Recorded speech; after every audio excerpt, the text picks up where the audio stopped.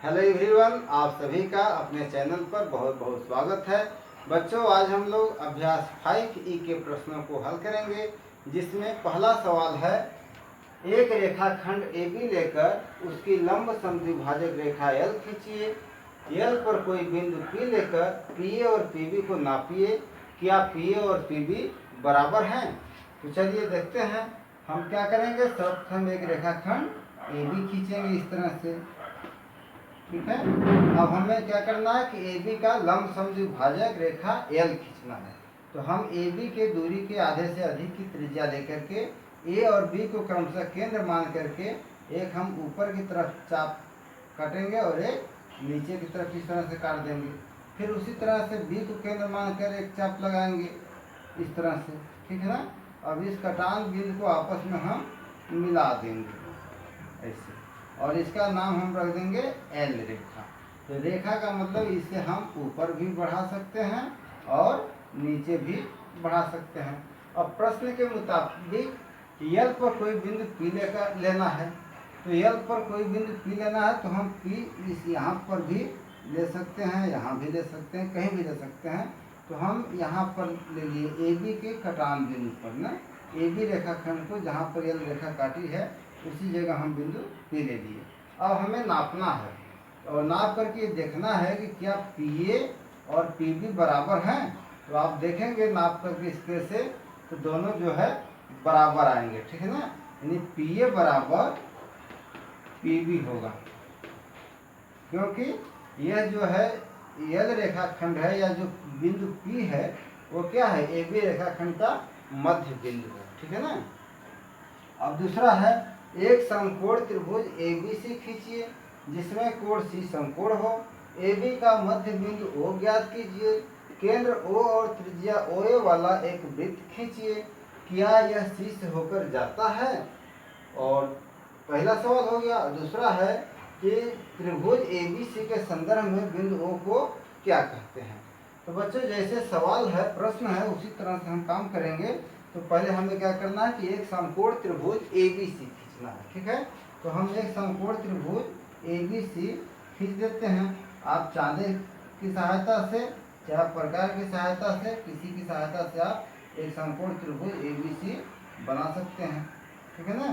तो ये हो गया A, ये हो गया B और ये हो गया C। अब हम यहाँ A, B, C इसलिए रखे कि इसमें प्रश्न में है कि कोण C समकोण हो, यानी यहाँ जो C है यहाँ पर हमारा 90 अंश का कोण होना चाहिए, ठीक है ना। तो ये हमारा कोण C समकोण हो गया। फिर आगे है कि AB का मध्य बिंदु O ज्ञात कीजिए। तो ये जो AB रेखाखंड है यानी समकोण त्रिभुज का जो कर्ण है, ठीक है ना, यहाँ समकोण है तो समकोण के ठीक सामने वाली भुजा को हम कर्ण कहते हैं। इस कर्ण AB का हमें मध्य बिंदु ज्ञात करना है।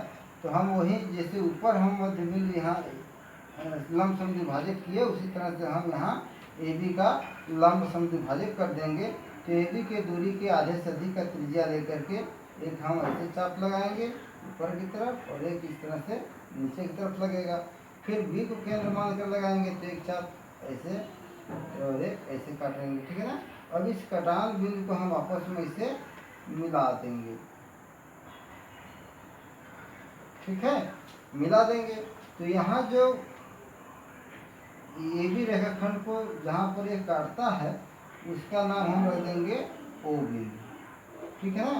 तो ये जो O हो गया AB का मध्य बिंदु हो गया। अब हमें OA त्रिज्या लेकर के एक क्या करना है, सर्किल खींचना है और देखना है कि क्या वो C से होकर जाता है। तो जब आप OA की त्रिज्या ले करके एक सर्किल खींचेंगे तो यह सर्किल इस तरह से आपका बनेगा, ठीक है ना। यानी सर्किल ये जो है C से होकर जाएगा, ठीक है ना। यहाँ प्रश्न है कि क्या यह C से होकर जाता है, तो आप लिखेंगे कि हाँ। और दूसरा में है, पहला क्वेश्चन, दूसरा क्वेश्चन है कि त्रिभुज ABC के संदर्भ में बिंदु O को क्या कहते हैं।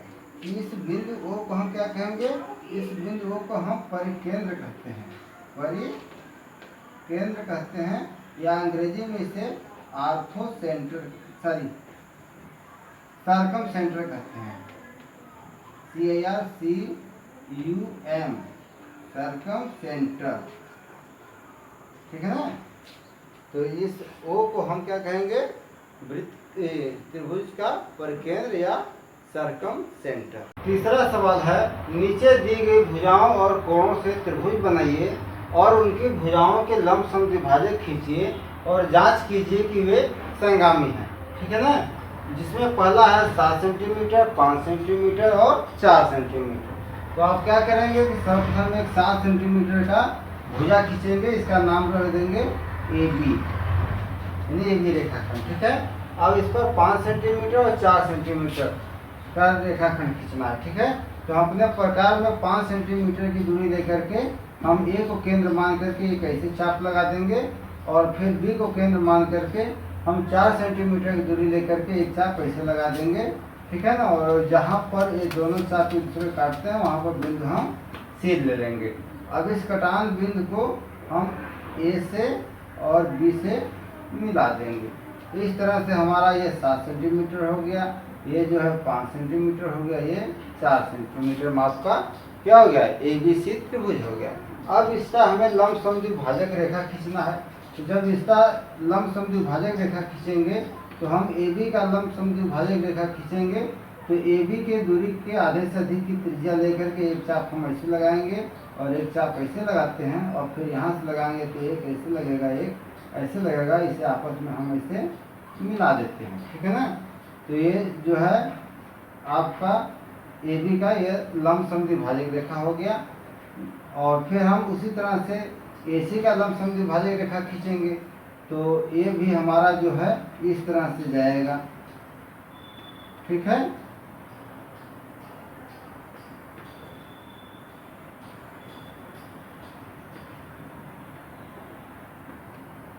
और फिर हम जब CB का लंब समद्विभाजक रेखा खींचेंगे तो ये भी हमारा जो है जब ऐसे और ऐसे, ठीक है।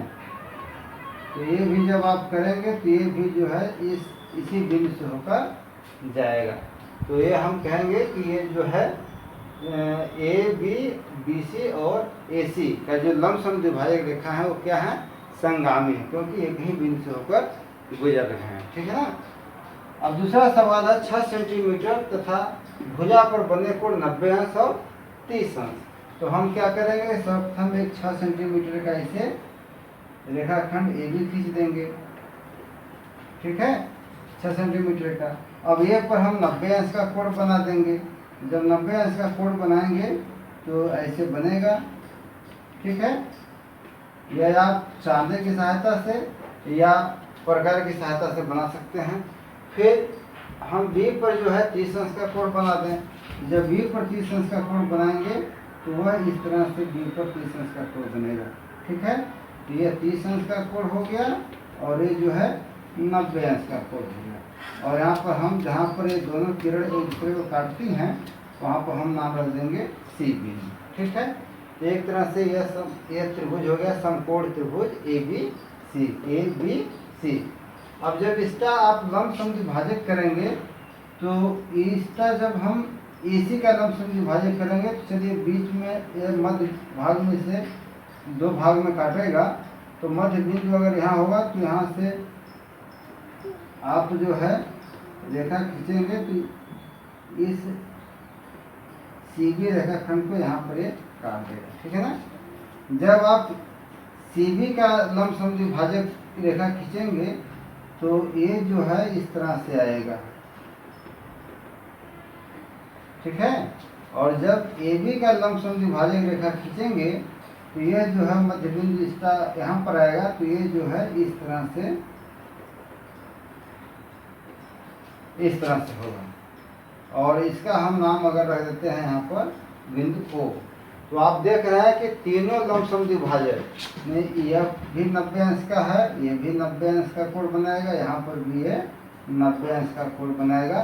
तो ये लंब समद्विभाजक तीनों रेखाओं के, तीनों भुजाओं के लंब समद्विभाजक रेखा हो गए जो कि इस बिंदु O पर मिल रहे हैं। अर्थात ये क्या है, इसी को हम कहते हैं त्रिभुज का परिकेंद्र या सरकम सेंटर, ठीक है ना। तो ये क्या है, संगामी है, ठीक। तीसरा है 4.5 सेमी, 2.5 सेमी और बीच का कोण 105 अंश। यहाँ पर आप सर्वप्रथम 4.5 सेंटीमीटर का भुजा खींच दीजिए इस तरह से, स्केल से नाप कर खींचेंगे। चलिए हम यहाँ पर BC नामकरण कर देते हैं, यानी BC रेखाखंड हो गया और इसकी माप हो गई 4.5 सेंटीमीटर। अब हमें क्या करना है, बीच में 105 अंश का कोण बनाना है, ठीक है ना। तो हम B पर 105, चाहे C पर कहीं भी आप बना सकते हैं। तो B पर 105 बनाएंगे तो चांदे से बनाएंगे तो लगभग 90 अंश से बड़ा होगा, तो ये ऐसे बनेगा, ठीक है। चलिए 105 अंश का इस तरह से आप चांदा की सहायता से 105 अंश का कोण बना लीजिए। फिर आगे क्या है कि एक भुजा जो है 2.5 सेंटीमीटर का खींचना है। 2.5 सेंटीमीटर का कहाँ से खींचेंगे, यहाँ से जो है 2.5 सेंटीमीटर की दूरी लेकर के अपने प्रकार से ये ऐसे चाप लगा देंगे, ठीक है ना। तो यहाँ पर नाम रख देंगे ये BC है, तो यहाँ पर नाम रख देंगे A बिंदु, ठीक है। अब इस A को हम C से इसे मिला देंगे। तो आप देख रहे हैं कि यहाँ हमारा त्रिभुज जो बन गया यह अधिक कोण त्रिभुज बन गया, ठीक है ना। और जब इसका आप लंब समद्विभाजक करेंगे तीनों भुजाओं का, तो इस पर आप जब लंब खींचेंगे, लंब समद्विभाजक रेखा, तो इस तरह से खींचेंगे, ठीक है ना। अब इसका लंब समद्विभाजक रेखा खींचेंगे तो ये इस तरह से आएगा, ऐसे ये 90 अंश का कोण बनाते हुए, ठीक है ना। और जब इसका आप लंब समद्विभाजक रेखा खींचेंगे तो ये भी जो है इस तरह से जाएगा, ठीक है। तो आप यहाँ देख रहे हैं कि ये जो बिंदु है यहाँ पर आप वो रख दीजिए। तो आप जब यहाँ पर तीनों भुजाओं का जब लंब समद्विभाजक रेखा खींचेंगे तो यह त्रिभुज के बाहर किसी एक बिंदु पर जाकर के तीनों समद्विभाजक रेखाएं मिल जाती हैं, जिसे हम कहते हैं कि ये संगामी है, ठीक है ना। तो यह जो है वो जो है यहाँ पर जो परिकेंद्र है वो त्रिभुज के बाह्य क्षेत्र में जाएगा, ठीक है ना। तो बच्चों इस तरह से आज का हमारा अध्याय समाप्त हुआ। अब हम फिर मिलेंगे नेक्स्ट वीडियो में, तब तक के लिए आप सभी को बहुत बहुत धन्यवाद।